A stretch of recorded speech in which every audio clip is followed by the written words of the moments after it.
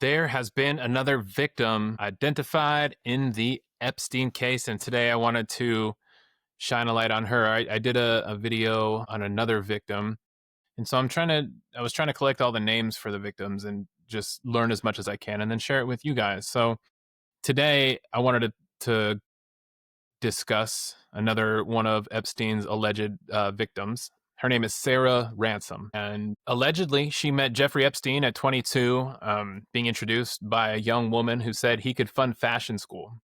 So it sounds like a Ghislaine deal. It was recruitment framed as help and opportunity.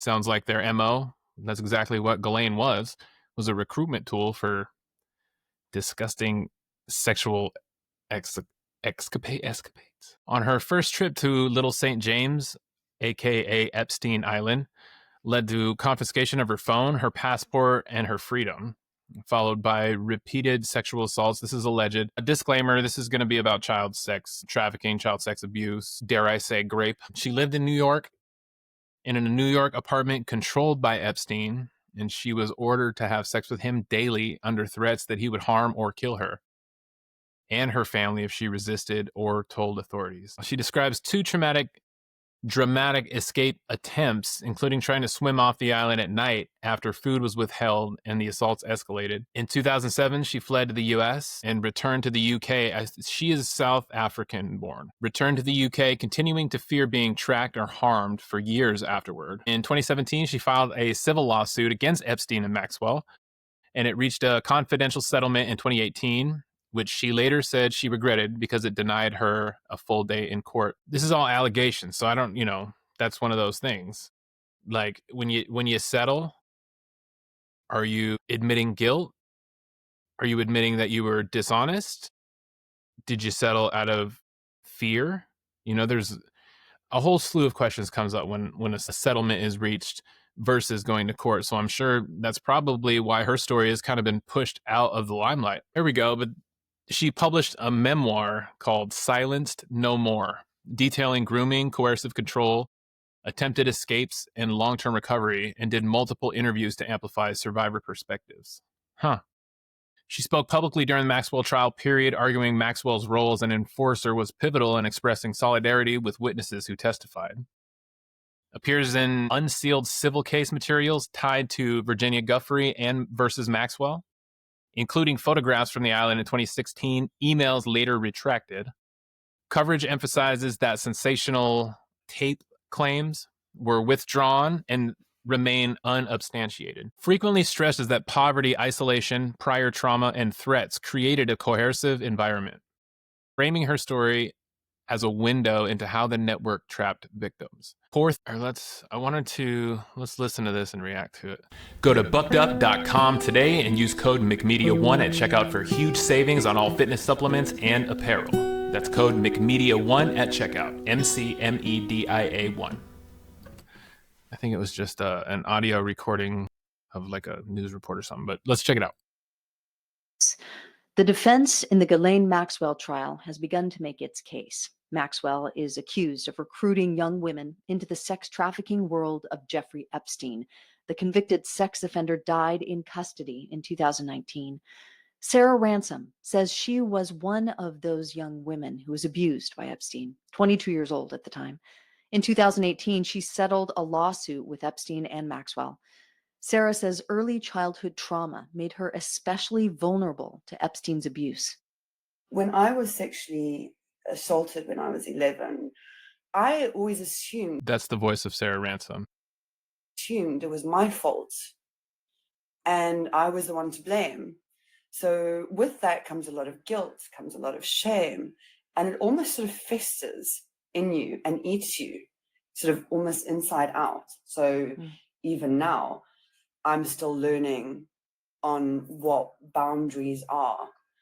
So that's why I feel personally I perhaps was a lot more vulnerable than the average person. You met Jeffrey Epstein through a woman who was paid to recruit you under this false promise that he could help get you into an elite design school in New York. And that's the same. That sounds almost the same. Was it Katie Johnson? I think it was Katie Johnson. I did a video on Katie Johnson last week, and she had a different recruiter as well that was not Ghislaine. I wonder if that recruiter is the same. That those two stories of this lady, Sarah Ransom, and Katie Johnson, they sound very similar as far as recruitment goes for the Epstein scandals. So my question is, was the other recruiters, network of recruiters, were they also charged and put away? We don't hear much about them. We hear about Ghislaine Maxwell as far as a recruitment tool. But from Katie Johnson's story and from what it sounds like Sarah Ransom's story, there is more recruiters. And I would argue they're doing the exact same thing that Ghislaine did, unless they don't know what they're recruiting for, which is a possibility. Anyway. And this woman convinced you to go on a trip to Epstein's private island. At what point did you realize that you were in danger? There was never any mention at all during meeting my recruiter and Jeffrey of anything untoward. The only reason I went to the island, and this is what I need to make really clear, is because it was a girls' weekend. It was a girls' few days holiday away.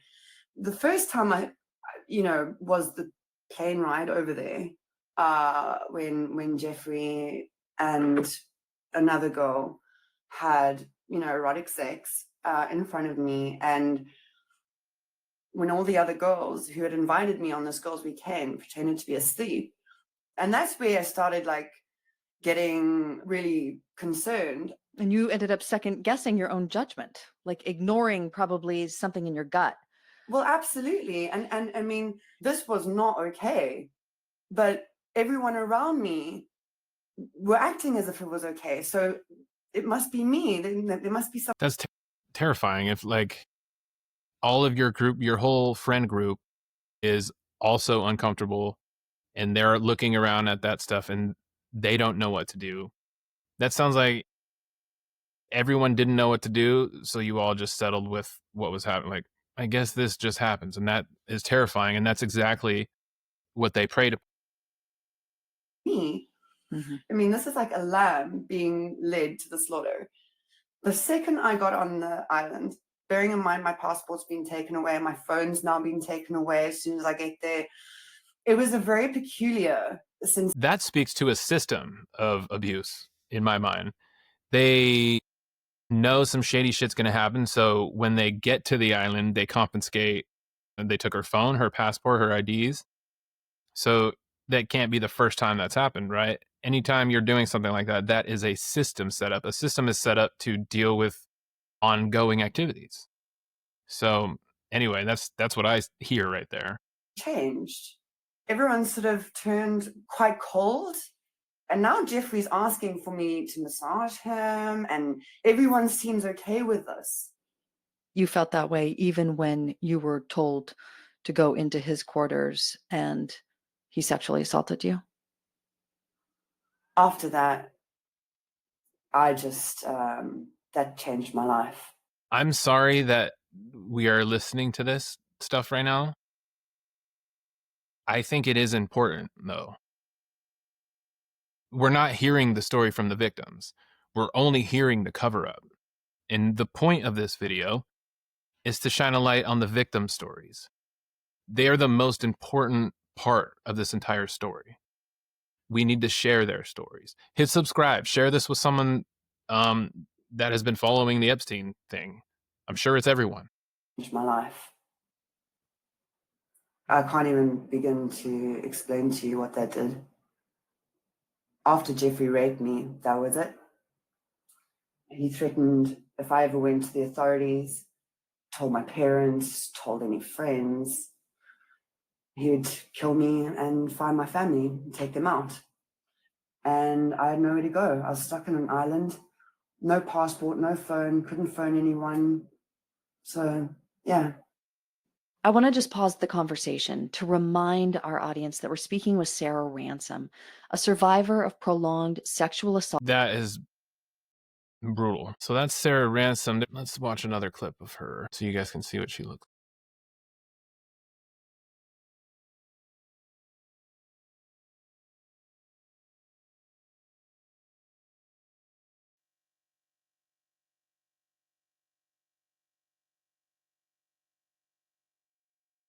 that has a perfect family life.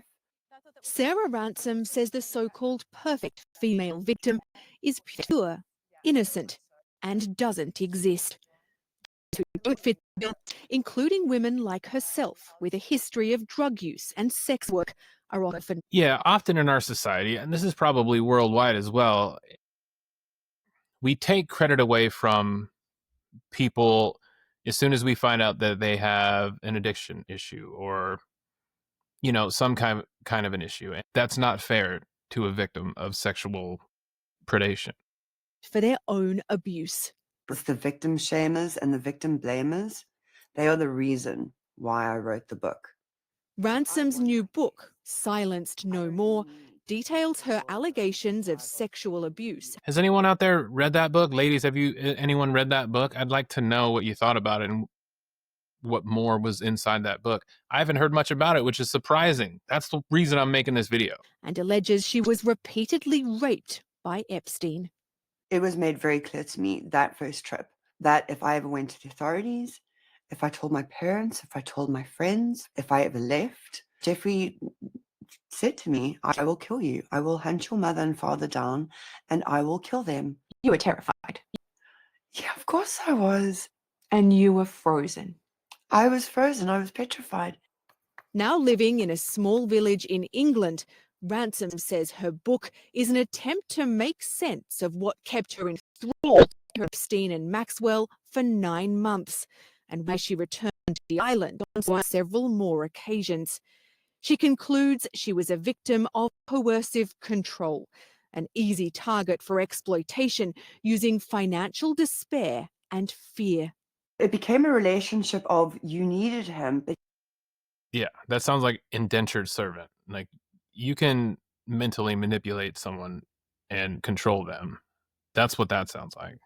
he gave you enough. And if he's going to think enough about his systems and his processes to, you know, have people recruiting stateside, have people at the plane taking cell phones and passports off, he's got this whole system set up.